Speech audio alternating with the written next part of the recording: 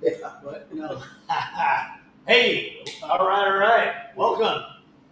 We're just going to jump right in. I'll just tell you, burnt offerings, that's what you're witnessing here. That's when a bunch of guys get together, have a cigar, open up the Word, and we figure out what it says to us, what God's telling us through His Word.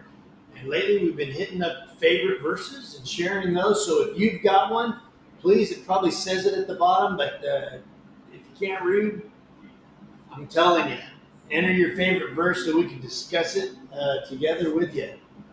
Otherwise, guys, any verses speaking to you this week, or you've got your favorite life verse you've not Frank's got shared? Frank, If his not- hands went up really fast. Oh yeah. All right, Frank. She's been waiting all week. Let her rip, Frank. What's your favorite verse, or what I Well, want to share? this verse hit me this week.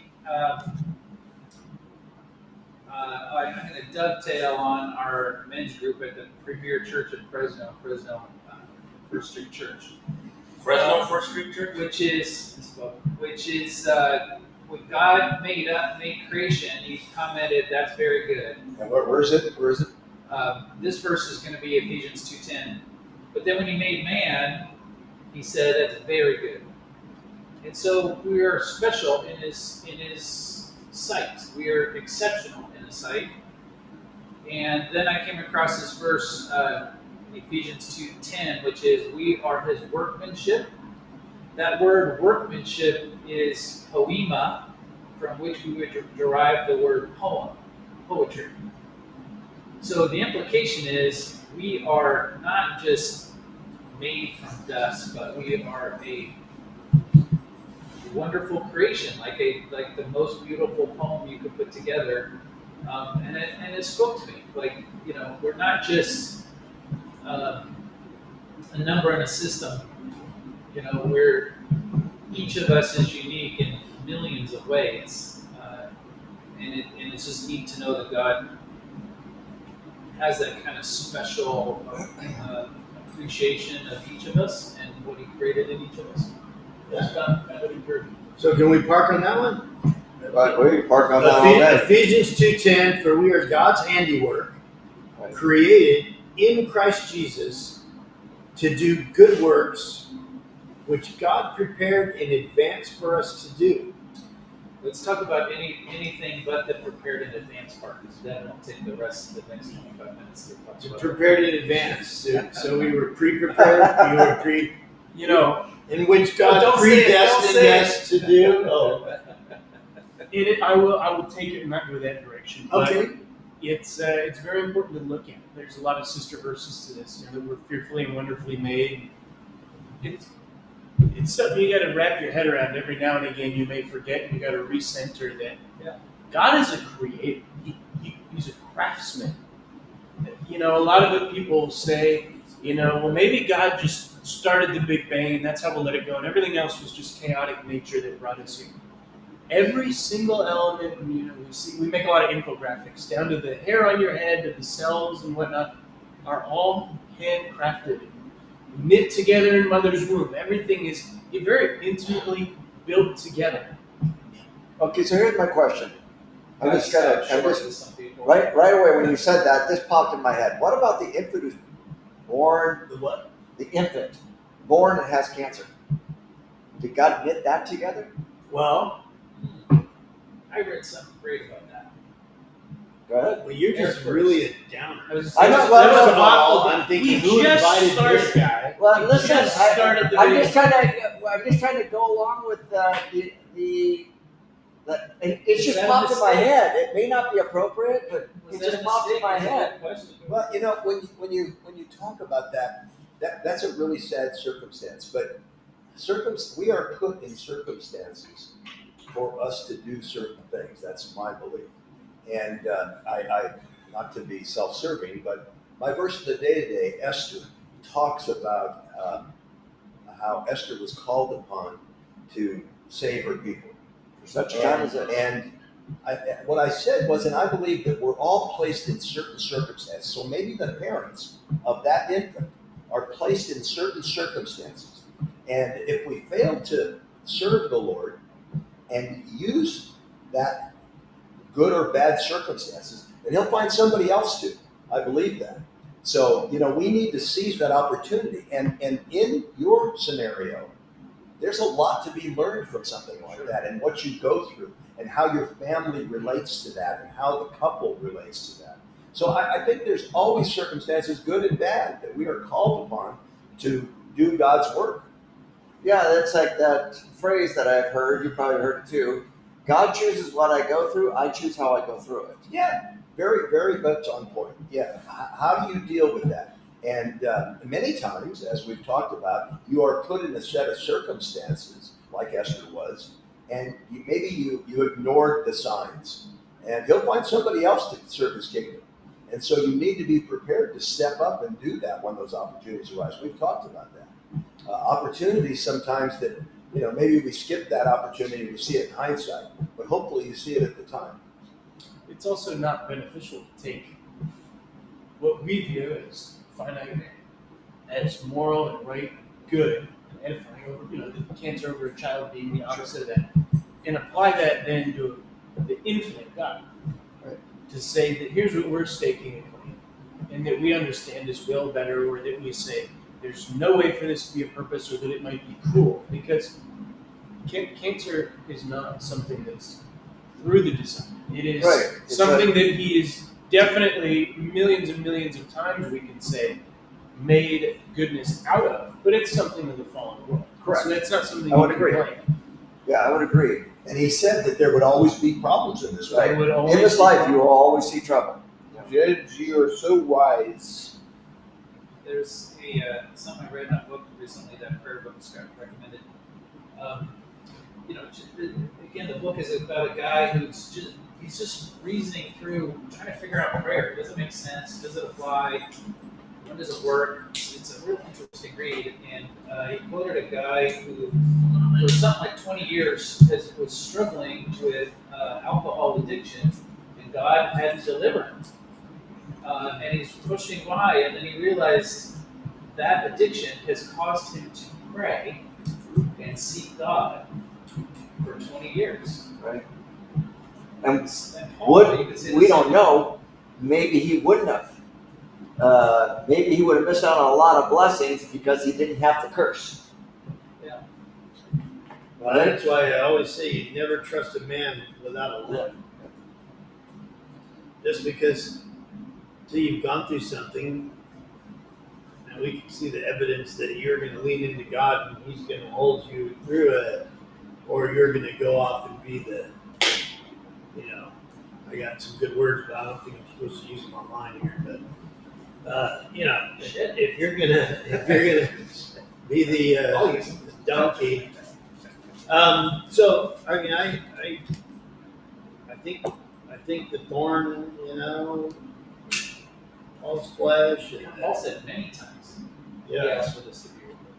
right. If I was making me, I would have made me taller, stronger, better looking, more athletic with a voice to sing. But God didn't make me that. We couldn't At all. We wouldn't even be able to be around you if you had all. Think about it. I know. Think of the ego size that would be. That would be rough. It'd be incredible. It'd be like my size.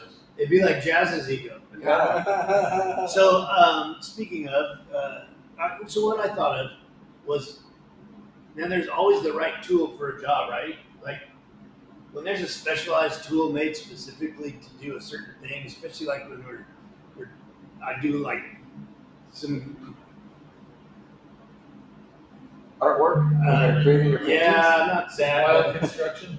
they do, different Finish things, work. but do some armory work. We do some things with When you make your bullets. with different with different weapons and stuff, and you need very specific tool. And I'll tell you that it makes sometimes it's not just makes all the difference. It's like you can't even get it done unless you have this. And if Better than hand packing the powder, if right? it didn't exist, well, then if it didn't exist, you'd have to make it.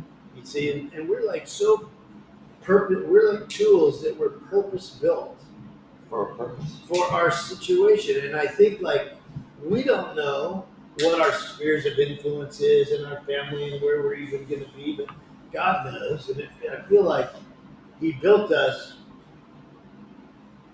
for, we were purpose built for that. I kind of feel like that's what saying. You know, we're the right tool for the job, and we just need to be asking God, you know, show me why you made me this way. Why am I gifted this way? And you know, why am I always, you know, wanting something else? You obviously can accomplish your will in, you know, through my life just the way I am.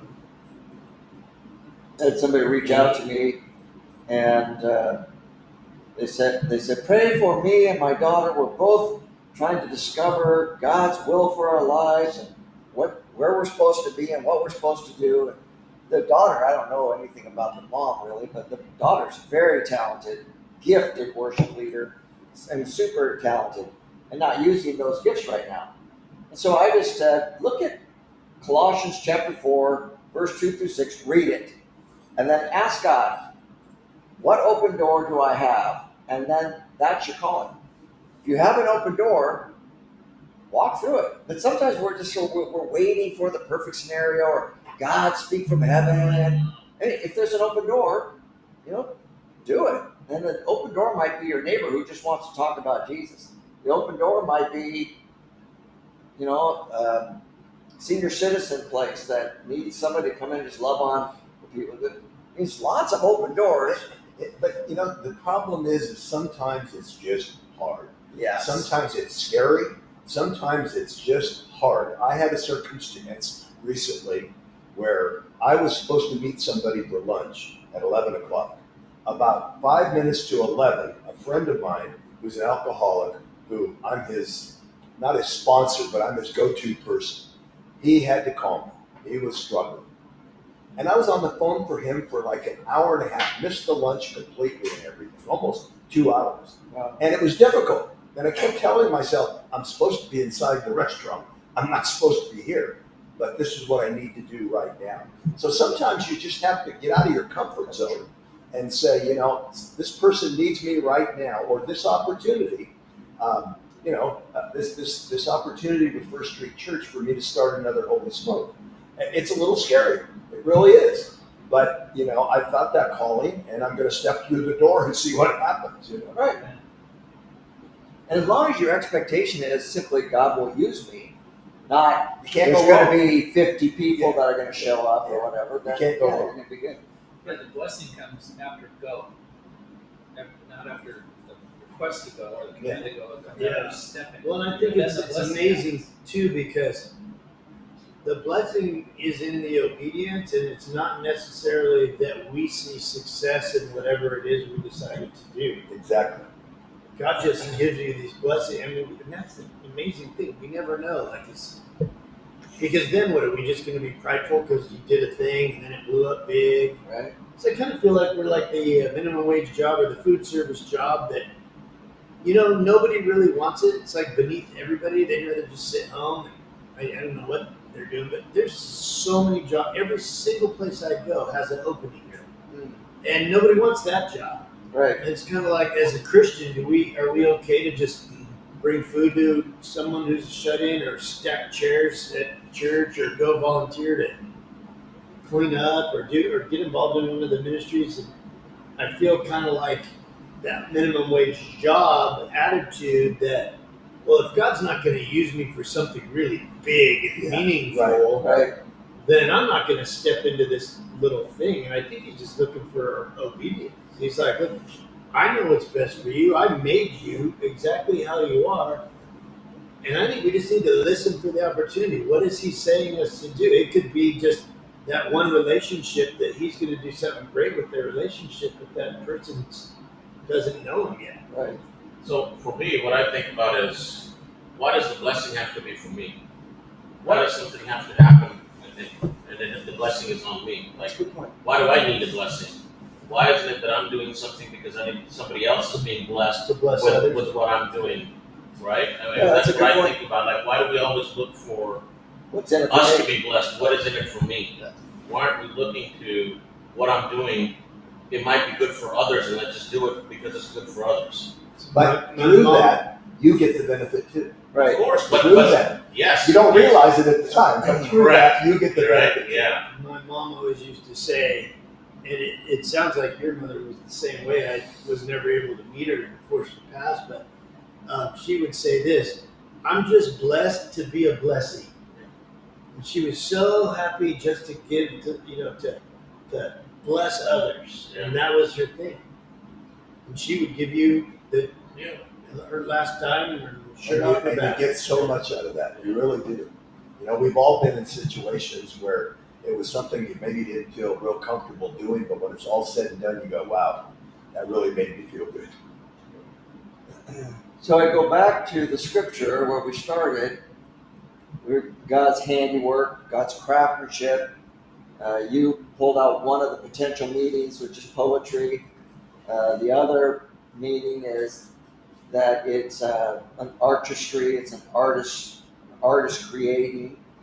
So we're God's artwork. That's another interpretation, which means that it's how we are, who we are, how we were created, was not an accident. So I don't know who said it. Maybe it was Devin. We're not an accident of creation, and therefore we need to figure out how to change how we were created. Instead, we need to seek God and say, God, I want to step into the perfection you created me with. Not that we're perfect in terms of our bodies or whatever, but that if our identity is in Christ, not in our own person, and we seek God, our identity is in you, and you're so multifaceted. Help me understand my role, my place in your identity. I think we'll be happy. To serve the kingdom. And all right, real quick, if you're just jumping on, we're discussing favorite verses, and right now we're in Ephesians 2:10, which says, "For we are God's handiwork, created in Christ Jesus to do good works, which God prepared in advance for us to do." So I think the key word is God. The key word is not us as handiwork. The key word is God. And so long as we stay focused on God and submit, humble ourselves before Him, then the handiwork begins to take shape. Don't you think? Go Just ahead. about every scripture that talks about blessing has to do with being very close to God, meditating on His words, listening to His voice, giving. Job prayed for his friends, then he was blessed. It always give and you receive. It always starts with an outward flow that God's able to put into us. Really, without exception. The devotional this morning from John Corson, who's a pastor, a Calvary Chapel pastor. I can't remember what city he's in, but it was great. His insight into the disciples didn't understand the glory, didn't understand the word of Jesus until Jesus was glorified. Then they understood the words of God. And I think the same is true of what we're talking about here. That we don't understand how God has created us until God is glorified in us. And then we go, oh, that's why, I was made this way, or this particular thing happened to me. This is why I have that limp. God allowed me to screw up my life and create a limp, or whatever. What do you think? Yes? Yeah, absolutely. I think the other part is when we talk about us, each individual, unique individuals, like so unique, so different. Some of the things that we forget about is we try to be like someone else. Like, hey, they did something good, I need to follow that. No, God created you in your own unique way. You don't need to follow somebody else exactly to be good. Like, be who you are. There's a reason God created you this way and what He's trying to plan for you. Think outside, don't follow. You don't need to follow everybody every time and just think that that's the only way you're going to be good or you're going to reach, God through that. It's just be who you are. Watch, He'll lead you. He knows that he's already got the plan for you. He's built you that way. I think that's just what I think. When you were talking, Jazz, Yeah. I just immediately went to, I'm a pastor, Yeah. so I immediately went to churches. And how many times do churches try to replicate what somebody else is doing to be successful? There's a church in town. They're turning their entire sanctuary into a coffee shop because so and so down the street, they have a coffee shop and it's really successful. So, okay, so then there's nothing wrong with that. I'm not saying there's anything wrong with that, right? I'm saying maybe we need to stop trying to be what the successful people are being and just be ourselves, whatever that is, right? As a church, obviously I'm thinking of it because I almost always think church stuff, but I think that would be true. I'd love to be like Eric. I'd like to be like Eric and be creative and put the stuff together in my backyard, in my house, the way he and Jane put it all together. I'm just not that person. I wasn't sure where that was going. My backyard looks like a jungle, and I like it that way. I mean, I do. I kind of like it that way. Is that where you go hide? Yeah. Only when Jackie's mad. Yeah. No, I think I understand what you're saying. And some of the other things that we forget about is if we want our church to be like the other church, well, those people already have the church like that. Who's going to come here? Right. Right? They're already there. Everybody that likes that church for what it is are there. That is so true. Why are we trying to build that? Because either now you split up, right? Those people are that's not the way you should be thinking. You should be the unique way of being who you are and people liking you for who you are, what your services are about, what you do there. That's what it should be. It's so funny. Before I started attending UCov, back before I started going there. Now we started our own church, but back then I had one of the pastors meet with me, and they said, we're struggling to find our identity. Why would anybody want to come to our church? Because at that time it was called, what was Cross City called before it was Cross City? Northside Christian Center, or Christian Church. Yeah. And then the well was right next door. Why would anybody come to our church? We're not like them. We're not like this. I said, well, let me ask you a question. Do those churches have you and the senior pastor? Do they have them? No. Then you just need to be who you are and let you be you. And not worry about trying to be like the Well or Cross City or People's Church or anything else. So I think you're right, Jazz. I think you're right. That's good. And that's probably true for each of us, isn't it? I can't be like Eric or Bill or Judge, or I can't be like anyone. You can't be like me. I'm probably glad you can't be like me. Why does God care so much for Nees Avenue? What's this? Yeah. I think I call that 7 miles of salvation. Yeah. Well, I think it's God's landing strip. Yeah. It lands in there. Jesus, you can go down Nees Jesus coming on a Avenue plane. and hit like a 19 churches. Every church builds their church there. Every church. It's interesting. Even the newest church right now that's relocated. Not First Street. No. Well, they're on First Street. They're on First Street. Not anywhere near these. So They're being I themselves. think the whole idea of being that unique or being that purpose-built is that a lot of us have a hard time. Well, some people are somewhat narcissistic and they think they're good at everything. But I mean, it almost takes others who really know you to be able to help you see your gifts and the abilities that are, as you find out what's unique about me. How can God, use me? Like, how am I built? What am I built for?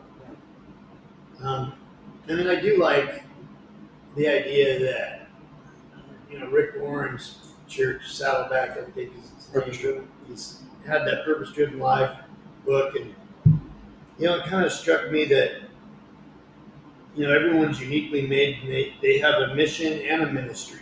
There's other items, but the fact that he distinguishes between a mission and a ministry, and that your ministry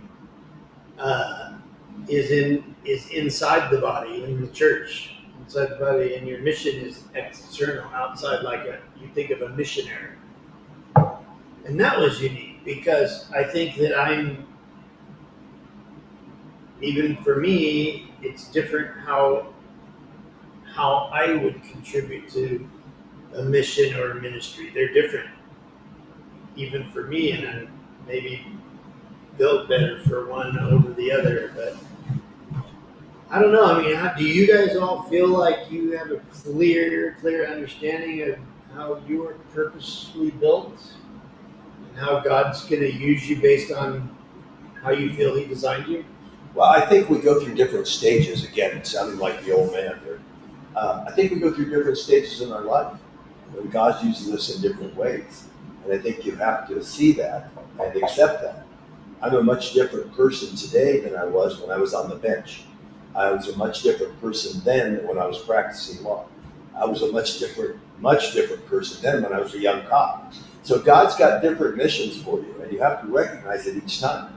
I felt like as a young cop, I was doing something good for my community. That was important to me. My father had been in law enforcement, and it was important to me to serve the community in that way. And as you go through life, I think your purposes change.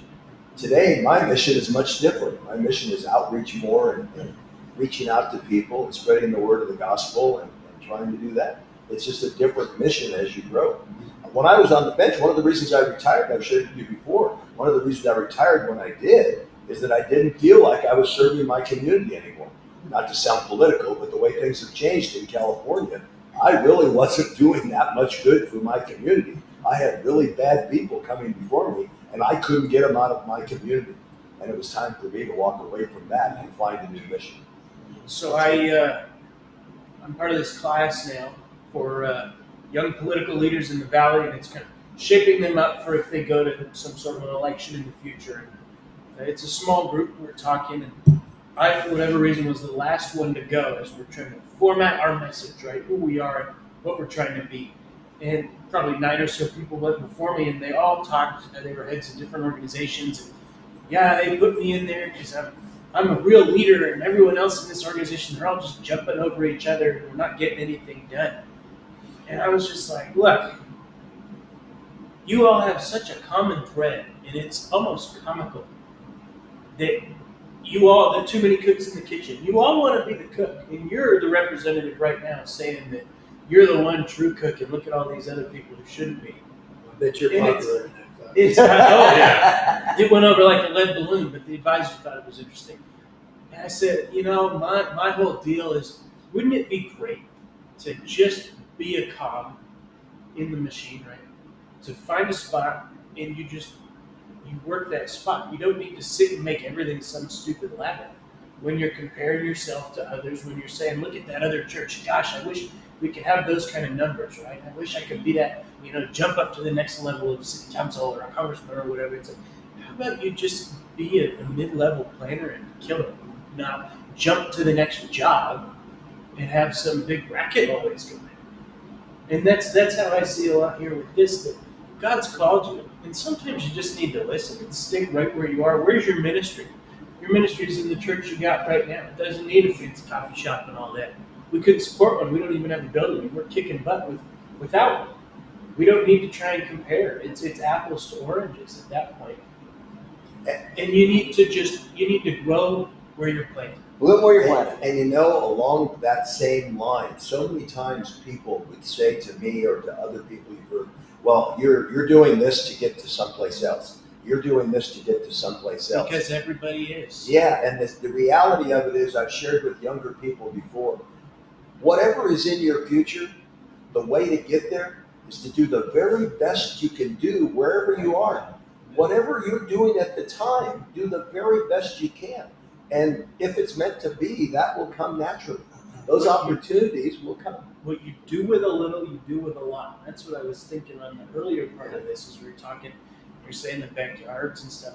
I was even feeling that on my own. I'm like, geez, I'm always wanting a nicer house, and it's like, crap, I can barely keep track of my lawn right now. Whatever I'll do with a little, I'll do with a lot. I've been feeling convicted the past 20 minutes or so on here. Geez, I have all these ambitions. I can't even meet them. Or at least I tell myself, I'll take care of a yard when I'm rich and can have great landscaper. For now, I just need to grind out. Well, no, I need to get my head out of my rear and take care of things. It's good. I have a question for you, Judge. Are you in the happiest time of your life? Oh, without a doubt. without a doubt, I'm more at peace now than I've ever been. Part of that is Jesus, right? For sure. For sure. the other I half was is- able to devote more Yeah. of my time and energy to my faith. It's a whole different place. Where If it wasn't for Jesus, he wouldn't have cattle. There you go. that's a fact. That's Amen. 100% Jesus. Excellent. With that, gentlemen, we're at our time. If you'd like to join us, you can always leave a comment. We'd love to address it. Otherwise, this is part of a larger group called HolySmoke, where we take this kind of 30-minute concept that we made here as a public viewing to you. We do that privately with a lot more guys and get a lot deeper for more time. You know, we say HolySmoke's the length of a cigar. We're still going here. HolySmoke's meet all over the country, hour and a half-ish each time. If you're interested, inquire within. We got a website coming up soon with all the locations where you can start or join. So with that, that's the end of our time. Well, We'll see you. We're gonna finish our cigar and keep talking. And Thanks for finish the joining us. conversation.